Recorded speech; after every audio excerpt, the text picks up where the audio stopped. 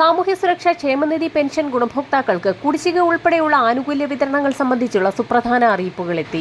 September, October മാസങ്ങളിൽ ഗുണഭോക്താക്കൾക്ക് കുടിശ്ശിക തീർത്ത വിതരണം ആരംഭിക്കുമെന്ന് നേരത്തെ തന്നെ റിപ്പോർട്ടുകൾ സൂചിപ്പിച്ചിരുന്നു. അതിന് പിന്നാലെയാണ് വീണ്ടും ഗുണഭോക്താക്കൾക്ക് സന്തോഷ വാർത്ത എത്തിയിരിക്കുന്നത്. സാമൂഹ്യ സുരക്ഷാ ക്ഷേമനിധി പെൻഷൻ ഗുണഭോക്താക്കൾക്ക് പുറമെ കാലങ്ങളോളമായി പെൻഷൻ തുക കുടിശ്ശികയായി കിടക്കുന്ന കെട്ടിട നിർമ്മാണ മേഖലകളിൽ ഉൾപ്പെടെയുള്ള ആനുകൂല്യ വിതരണമാണ് സംസ്ഥാന ധനവകുപ്പിന്റെ ഭാഗത്തു നിന്നും ആരംഭിക്കുന്നത്. ഒക്ടോബർ മാസത്തിന് മുന്നോടിയായി ഗുണഭോക്താക്കൾക്ക് കുടിശ്ശിക ഉൾപ്പെടെയുള്ള ആനുകൂല്യങ്ങൾ എത്തിച്ചേരുമ്പോൾ സർക്കാർ നിശ്ചയിച്ചിട്ടുള്ള സമയപരിധിക്കുള്ളിൽ നിർബന്ധിത സർട്ടിഫിക്കറ്റുകൾ സമർപ്പിച്ചവർക്കും വാർഷിക മസ്റ്ററിംഗ് പൂർത്തിയാക്കിയവർക്കും അക്കൗണ്ടുകളിലേക്കും കൈകളിലേക്കും 3200 രൂപ വരെ എത്തിച്ചേരും. എന്നാൽ പുതിയതായി പെൻഷൻ അപേക്ഷിച്ചിട്ടുള്ള ഗുണഭോക്താക്കൾക്കും പെൻഷൻ ഗുണഭോക്താവ് മരണപ്പെട്ട പെൻഷൻകാരുടെ ആശ്രിതർക്കും കുടിശ്ശിക തുകയ്ക്ക് അർഹതയുണ്ടായിരിക്കുന്നതല്ല.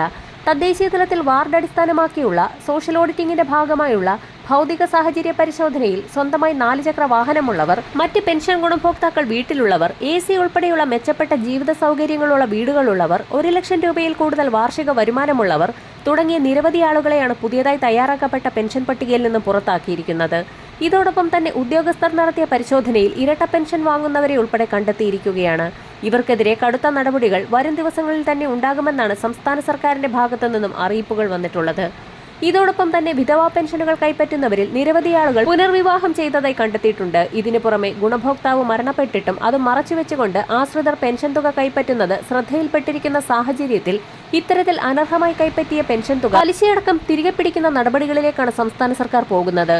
സെപ്റ്റംബർ മാസത്തിലെ പെൻഷൻ വിതരണം സജീവമായ സാഹചര്യത്തിൽ ക്ഷേമനിധി ബോർഡുകൾ വഴി സർക്കാർ സഹായത്തോടുകൂടി പെൻഷൻ വിതരണം ചെയ്യുന്ന വിവിധ മേഖലകളിലുള്ള ഗുണഭോക്താക്കളിൽ 8 ലക്ഷത്തോളം വരുന്ന ആളുകളിൽ പല ആളുകൾക്കും 1600 രൂപ വീതം എത്തിച്ചേരാത്തതായുണ്ട്.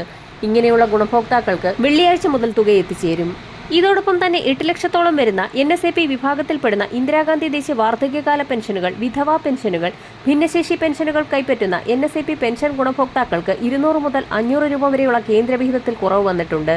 ഇത്തരത്തിലുള്ള പെൻഷൻ ഗുണഭോക്താക്കൾക്ക് തുക വിതരണം ചെയ്യുന്നതിലേക്കായി സംസ്ഥാനം മുൻകൂർ അടിസ്ഥാനത്തിൽ പണം അനുവദിച്ചിട്ടുണ്ടെങ്കിൽ പോലും ഒട്ടുമിക്ക ഗുണഭോക്താക്കൾക്കും 1200, 1400 എന്നിങ്ങനെയാണ് തുക എത്തിച്ചേർന്നിട്ടുള്ളത്. ഇങ്ങനെയുള്ള ആളുകൾക്കും വരും ദിവസങ്ങളിൽ തന്നെ വിതരണം പൂർത്തിയാക്കും. മസ്റ്ററിംഗ് ഉൾപ്പെടെയുള്ള സർക്കാർ മാനദണ്ഡങ്ങൾ വിജയകരമായി പൂർത്തിയാക്കിയ ഗുണഭോക്താക്കൾക്ക് വരാൻ പോകുന്ന തദ്ദേശീയ തിരഞ്ഞെടുപ്പുകൾ കൂടി കണക്കിലെടുത്തുകൊണ്ട് ഒക്ടോബർ മാസത്തോടുകൂടി കുടിശ്ശിക തീർത്ത് വിതരണം ആരംഭിക്കുമ്പോൾ ഓരോ ഗുണഭോക്താവിനും 3200 രൂപ വീതം എത്തിച്ചേരും. വരും ദിവസങ്ങളിലെ സർക്കാർ അറിയിപ്പുകൾക്കായി ചാനൽ സബ്സ്ക്രൈബ് ചെയ്യാൻ മറക്കാതിരിക്കുക.